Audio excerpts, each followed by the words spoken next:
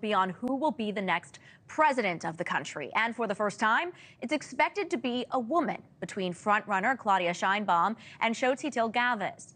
To discuss the impact on this election, let's bring in John Ackerman. He's law and sociology professor at National Autonomous University of Mexico and editor-in-chief of the Mexican Law Review. John, thank you so much for joining us. So polls have consistently shown the candidate Sheinbaum in the lead. Many see her as someone who will continue the current president Lopez Obrador's policies. What does this mean for Mexico? Can you talk about the two candidates here?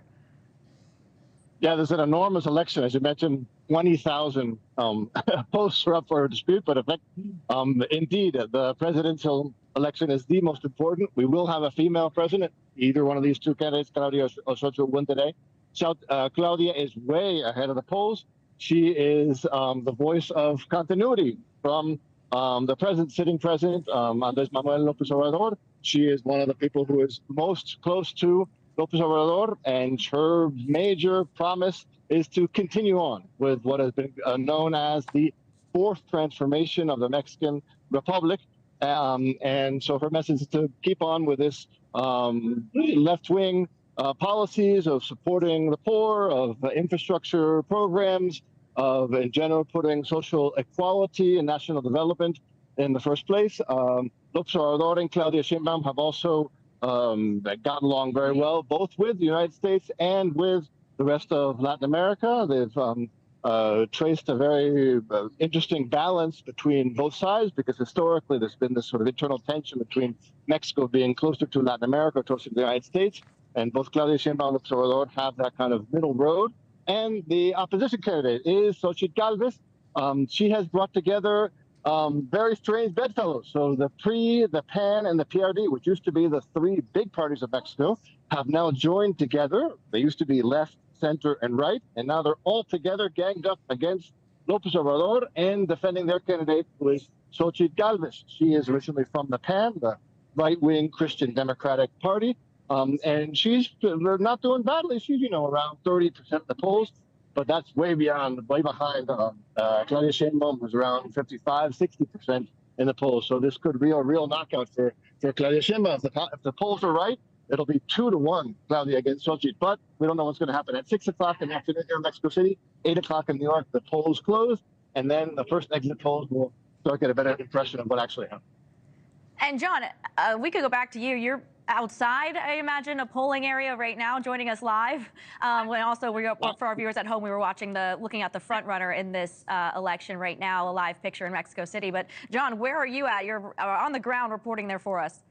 Yes, I am here at the National Electoral Institute. This is the center of the organization of the national elections here in Mexico. It's an autonomous electoral body which organizes the entire elections of the national level. So we have over 120,000 poll booths which are being set up, and it is a federal organization. It's not like the United States, in which the municipalities each have their own voting organization. Here it's a national institution, autonomous institution, and here we are right in the center of it all. This is where all the results are going to be coming in. This is where the National Electoral Council is meeting. 11 electoral councilors who are independent from any political parties.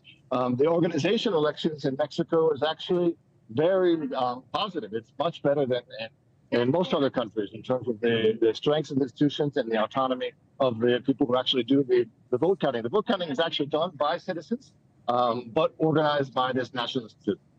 And I want to ask you just what this all means for the relationship between the U.S. and Mexico with a new president coming in. How will that relationship work with the number one issue that a lot of Americans are talking about ahead of our election this November, which is immigration and the border? How will this change the relationship between Mexico and the United States?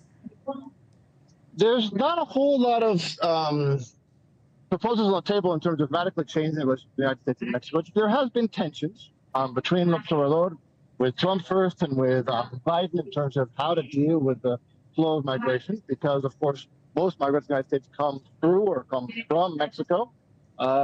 In general, they've gotten along pretty well, López Obrador, with both Trump and Biden, and Claudia Sheinbaum has proposed a continuation of this good relationship. Xochitl Galvez is a little bit harder to calculate exactly what she would do.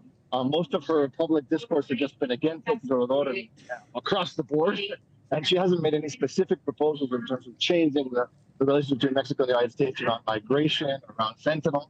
I think the collaboration between Mexico and the United States will continue regardless of who is elected. Of course, Claudia Sheinbaum is from the left-wing party, Morena, so she's always been more concerned about humanitarian issues, not just sending those police out to stop the migrants in Central America, violating human rights, but giving them more of a humanitarian, taking care of focus, taking care of these migrants, working with the United States government. In general, actually, most of the migration now to the United States, most of it does go through Mexico, but it's actually not from Mexico. The amount of Mexicans migrating to the United States has gone down drastically the last few years. And so that helps also in terms of the bilateral relationship. John, can I ask you one more before I let you go? And I know you want to get back there. I know it's a busy day there in Mexico. We're watching this closely. I'm curious, we have reporting here at News Nation that President Biden is going to do this executive order announcement on Tuesday. I'm curious if you think he waited until after the election to do this. Probably, most likely, yeah. That kind of action that happened the last few weeks, it would have definitely polarized the political situation here in Mexico.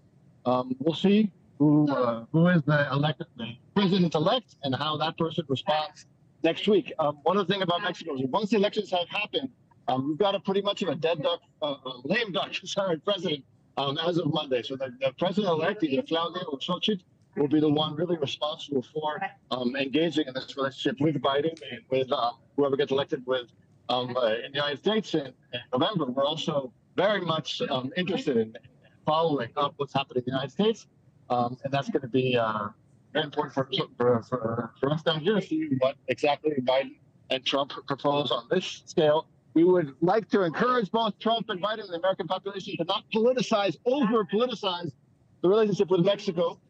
Because we're neighbors. We need to work together. If you start to scale up the discursive, verbal bashing against Mexicans in Mexico, that could make things more rough once we have the two new presidents in office. John, thank you so much for reporting there live on the ground for us with all the details, something we will be watching very closely, as you said, an important relationship between the U.S. and Mexico there. So we appreciate your time. Thank you. Very much appreciated. Keep in touch.